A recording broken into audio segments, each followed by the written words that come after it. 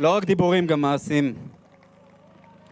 Rabbi Hanania Weizmann has been one of the most outspoken rabbis, standing up for honesty, transparency, medical autonomy, basic human rights, unity, and the Torah's true perspective on the issues facing us. He answers only to God and has no conflicts of interest. Rabbi Hanania Weizmann.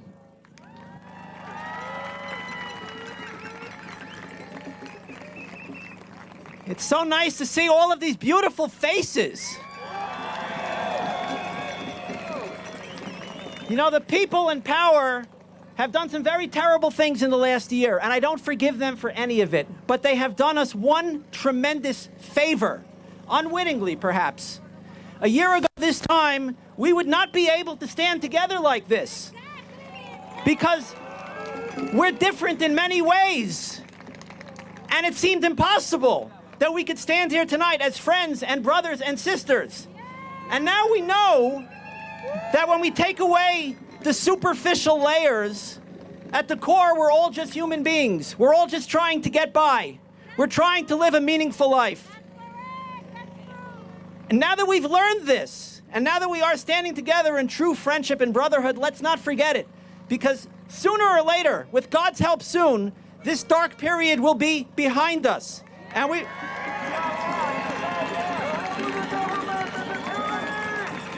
we will once again have to revisit the many issues that separate us.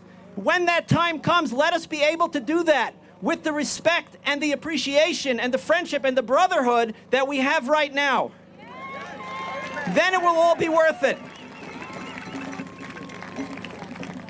The very first comment that God makes about the human race in the Torah is, it is not good for man to be alone. It is not good for man to be alone. What if the people in power, I won't call them leaders because they're not my leader anyway, but the people in power, what have they done in the last year? Isolation, quarantine, lockdown, separations, trying to divide people, people living alone, dying alone, suffering alone. Is that not a crime against humanity in the most literal sense of the term? The Torah continues and says that all human beings are created b'tselem Elokim, in the image of God. One of the manifestations of that is that we all have a face that is unique. No two human beings have the same face. We look different, we think differently, we feel differently. That's part of what makes us human beings. What have the people in power done in the last year? They've ordered us to cover up our faces with multiple layers, to look alike, to think alike, to act alike. Is that not a crime against humanity in the most literal sense of the term, to take away our humanness? Then God comments about the human race and says to Adam and Chava, Adam and Eve, your job is to settle the earth and conquer it. What does that mean? To populate the world. Not to depopulate it, but to populate it far and wide, to settle it, to plant and grow and build and thrive, to rule over nature. What have the people in power done over the last year? They've tried to conquer us. We're not supposed to conquer each other, but that's what they do. They want to conquer us. They think they own us, and they own our bodies, and they own our children. And they can decide whose life is essential and whose job is essential and who is not so important. Is that not a crime against humanity in the most literal sense of the term? So we're here tonight to say we will not be alone, and we will not have our humanity taken away from us, and we will not be conquered.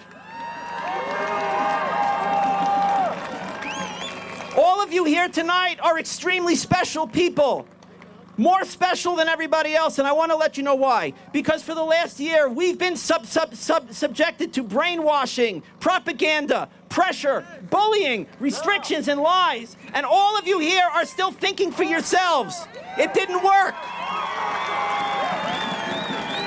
I want you to appreciate how amazing that is. God is with you, and God is with us. We will win in the end. One short message for the police officers that are surrounding the event. I want to remind them that you are also our brothers and sisters, that you work for us, you don't work for them. I want to remind the police officers why they went into this career. It probably wasn't for the pay. It was because they had ideals. They wanted to protect society from tyranny, not to protect tyranny from us. So I asked the police officers to take off their masks and stand with us. Because our struggle is for you too. One final point, and this is a message for everybody in the world. There is a new world order that is coming, but it's not what they think it's going to be. The new world order is V'haya Adonai lemelech al kol haaretz bayom hahu yeh Adonai echad u'shmo echad. God bless Israel. God bless all of you. Thank you, Rabbi Hanania.